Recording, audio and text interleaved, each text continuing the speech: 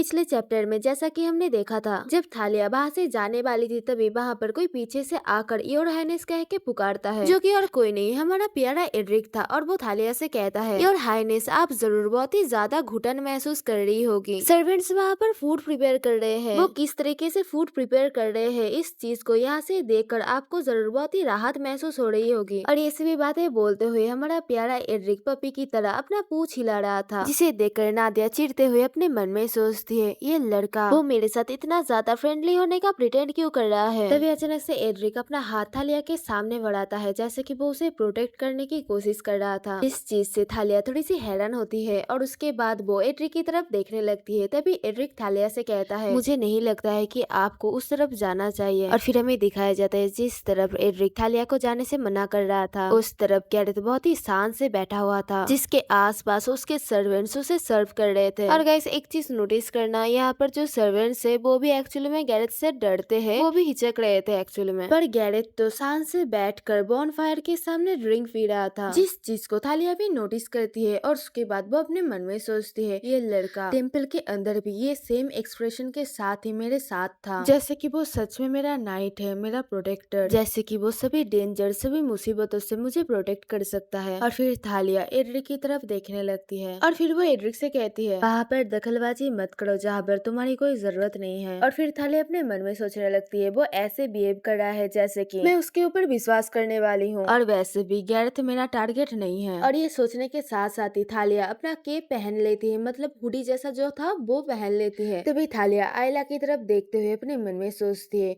आयला के चारों तरफ बहुत ही सारे नाइट्स है और मैं एक ऐसी इंसान हूँ, अगर मैं वहाँ पर जाऊँ तो सभी लोग मेरे ऊपर ही अपने आंखें गड़ाए रखेंगे, क्योंकि वो जानते हैं कि मैं क्या कर सकती हूँ और क्या नहीं। उन सभी नाइट्स उन सभी सोल्जर्स के संदेह के बिना आयला के पास पहुँचूं कैसे। थालिया कुछ सोचने लगती है और फिर वो अचानक से अपने मन में ही सोचती है, क्या मुझे देखकर सस्पिशियस लग रहा है। तभी वो एड्रिक से कहती है, मैं भूखी हूँ, जाओ जाकर मेरे लिए कुछ खाने को लाओ। एड्रिक खुश होकर कहता है, प्लीज थोड़ी देर के लिए रुकिए, मैं अभी जाकर आपके लिए कुछ खाने को लाता हूँ। और थालिया को भूख लगी है और वो खाना चाहती है। इस चीज को सोचकर ही तो एड्रिक बहुत ही खुश हो गया था और वो खुशी से वहाँ से जाने लगता है खाना लाने के लिए, जिस चीज को देखकर तो खुद थालिया भी सोचती है, ये क्या है। और तभी वो फिर से आयला की तरफ देखती है, जहाँ पर वो देखती है आयला बहुत ही खुशी से मुस्कुरा रही थी, जिस चीज को देखकर थालिया का फेस फिर से सीरियस हो जाता है। और थालिया दूर से उसे देखते हुए, मतलब आयला को देखते हुए अपने मन में सोचती है, क्या मैं सच में उस नफरत बड़ी औरत की सांसों को रोक पाऊंगी, या फिर शायद मैं पकड़ी जाऊंगी कोई प्रॉपर चाल चले बिना। उसके बाद तो इस चीज को कोई प्रैंक कह के भी टाला नहीं जा सकता होगा। और वैसे भी अगर आयला इस दुनिया से गायब भी हो जाए तो फिर भी बरकस कभी भी मेरा नहीं होगा। बरकस तो अपना जिंदगी जीते रहेगा और मुझे शायद फांसी दे दी जाएगी उसे मारने की कोशिश से। इस बेवकूफ हरकत से जो चीज मैं हासिल कर सकती हूँ वो है एक दर्दनाक मौत। पर फिर भी बरकस को आयला का हस्बैंड बनते हुए देखना, क्या ये मौत से ज्यादा बेहतर होगा। जब आयला बरकस के बच्चे को जन्म देगी और उस बच्चे को पालकर बड़ा करेगी, तब मैं दर्द से बेकरार हो जाऊंगी,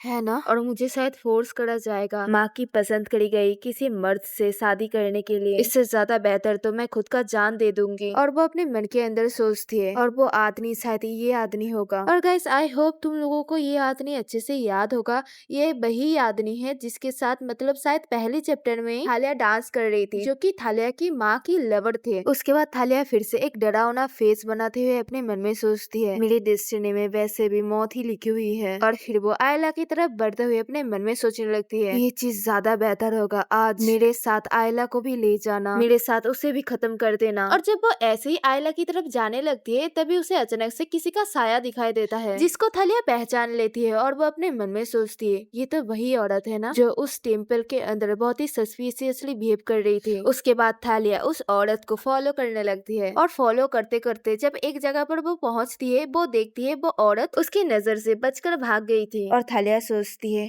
ओ नो, वो मेरी नजर से हट गई। और वो अचानक से इस टाइम के अंदर कहाँ पर भाग गई होगी, कहाँ पर डिसअपेयर हो गई होगी। और फिर वो अचानक अपने पैर के पास एक शीशे को देख पाती है, एक बोतल को, मतलब छोटा बोतल होता है ना वो कांच का बोतल। और थालिया वहाँ पर बैठकर अपने हाथ से उस बोतल को उठाकर देखने लगती है और वो सोचती है, ये बोतल, पर वो देखती है उस बोतल के मुंह के पास कुछ लिक्विड जैसा था पर्पल कलर का, जिस चीज को देखकर वो बहुत ही ज्यादा डर जाती है, वो बहुत ही ज्यादा घबरा जाती है और वो उस बोतल को अपने हाथ से छोड़ देती है। और जब वो अपने हाथ की तरफ देखती है, वो देखती है उसके हाथ में भी वो लिक्विड आ गया था और वो सोचती है ये मेरे हाथ में आ गया। फिर वो उस लिक्विड को एक रुमाल से पोंछते हुए अपने मन में सोचती है, पर ये चीज क्या है? इस चीज के अंदर तो फूल की खुशबू के साथ जानवरों की गंध भी मिक्स है, ये तो बहुत ही ज्यादा गंदा है। और जब थालिया ये सभी चीजें सोचते हुए अपने हाथ को पोंछ रही थी और पोंछने के बाद उस रुमाल को वहां पर ही फेंक कर वहां से उठने वाली थी, तभी हम देख पाते हैं थालिया के पीछे कोई तो खड़ा हुआ था, जिस इंसान का शैडो थालिया के ऊपर या फिर कहूँ तो थालिया के सामने पड़ रहा था, जिस चीज को थालिया भी नोटिस कर लेती है। और तभी वो पीछे मुड़कर चिल्लाती है और हम देखते हैं वो एक्चुअल में बरकस था। तभी बरकस उससे पूछता है, तुम इस जगह पर क्या कर रही हो? थालिया उसे देखकर सोचती है,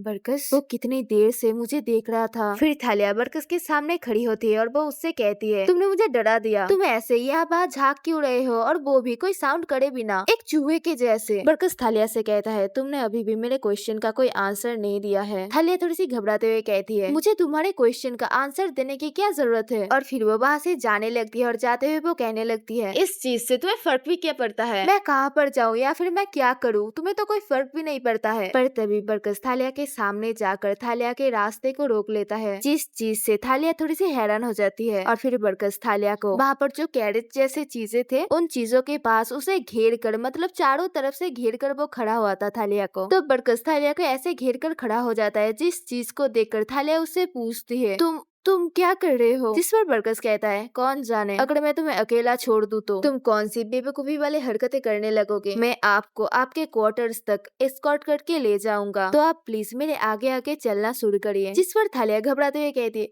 मुझे इस चीज की कोई जरूरत नहीं है, मैं खुद से जा सकती हूँ। जिस पर बरकस थालिया के और भी पास आकर उससे कहता है, क्या इस चीज के पीछे कोई रीजन है जिस चीज की वजह से मैं आपको एस्कॉर्ट नहीं कर सकता हूँ?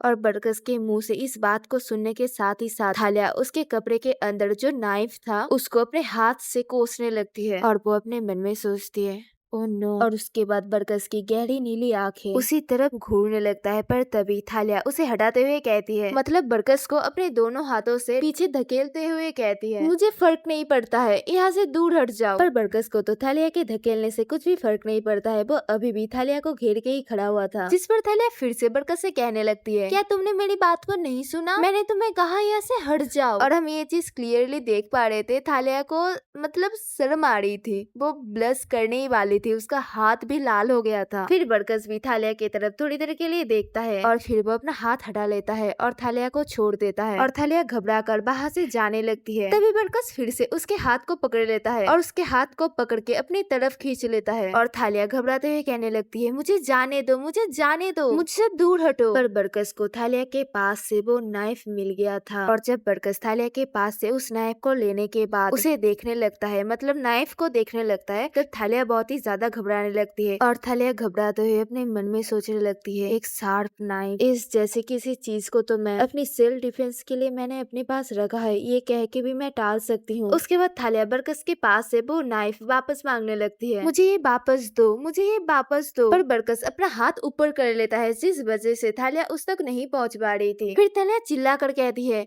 मैंने कहा मुझे ये वापस दो। पर तभी बरकस गुस्से से उस चीज को नीचे फेंक देता है और फेंकने के बाद उस चीज को अपने पैरों से उस नाइफ को किक करके वहां पर खड़े हुए कैरेज के नीचे भेज देता है। और जब थालिया उस नाइफ को उठाने के लिए कैरेज के पास जाने लगती है और नीचे झुकने लगती है, तभी बरकस थालिया के कमर को पकड़ लेता है और थालिया को रोक लेता है, जिस चीज से थालिया बहुत ही गुस्सा हो जाती है और गुस्से से वो बरकस की तरफ देखने लगती है। तभी बरकस थालिया से कहता है, मैं तुमसे ये चीज नहीं पूछूंगा कि तुम उस चीज से क्या करने की सोच रही थी, पर अब से तुम हमेशा सर्विलेंस या फिर कहो तो नजरदारी के अंदर रहोगी। तो तुम्हारी उस छोटी सी दिमाग के अंदर जो सभी यूजलेस बेवकूफ आइडियाज है उन सभी को कैंसिल कर दो। जिन सही बातों को सुनने के बाद थालिया अपने मन में सोचने लगती है, तुम कौन होते हो जो कि मुझसे इस तरीके से बात कर रहा है? तुम कौन होते हो जो कि मुझसे मेरी चीज को छीन रहे हो? तुम हो कौन जब तुम किसी और औरत के ही होने वाले हो, जब तुम हमेशा के लिए मुझे अकेले छोड़ने ही वाले हो? तुम ही वो रीजन हो जिस चीज की वजह से मैं उस औरत को मारना चाहती हूँ। तो तो तुम कौन होते हो? तुम क्यों मुझे कुछ नहीं करने देते हो? और ये सभी चीजें अपने मन के अंदर सोचने के बाद थालिया बरकस को कुछ ना कहकर ही वहाँ से जाने लगती है और बरकस भी थालिया के पीछे पीछे चलने लगता है। पर थालिया तब भी अपने मन के अंदर चीजें सोचती रहती है। वो अपने मन के अंदर सोचती है, तुम कभी भी मेरे साइड पर नहीं रहना चाहते थे, मेरे साथ नहीं रहना चाहते थे, पर फिर भी जब मैंने मेरे लाइफ का सबसे बड़ा डिसीजन लिया था उस मोमेंट पर तुम इंटरफेयर करने के लिए चले आए, और वो भी